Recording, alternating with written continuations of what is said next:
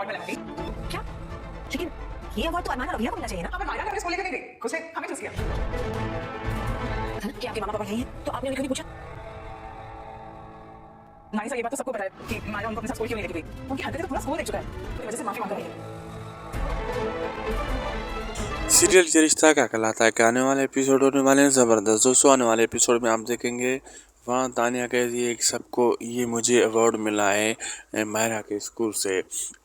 तो आगे से विद्या कहती है क्यों, ये तो अरमान और अभीरा को मिलना चाहिए, तुम्हें क्यों मिला। तो वो कहती है कि मायरा मुझे ले गई थी, उनको नहीं ले गई थी, क्योंकि उनके कारनामों का सबको पता है, इसलिए मायरा ने मुझे चूज किया। और सब स्कूल में ये जानते हैं कि अभीरा के कारनामे और अरमान के कारनामे। और वहीं यही मांग की जा रही थी कि इन दोनों को माफ़ी मांगनी चाहिए, इसलिए ये मुझे ले गई और मुझे ये अवार्ड मिला। और अरमान अभीरा ये देख रहे होते हैं, सुन रहे होते हैं। अब आगे देखना मज़ेदार होगा क्या क्या होने वाला है। वीडियो अच्छी लगी तो लाइक शेयर सब्सक्राइब करना ना भूलिएगा।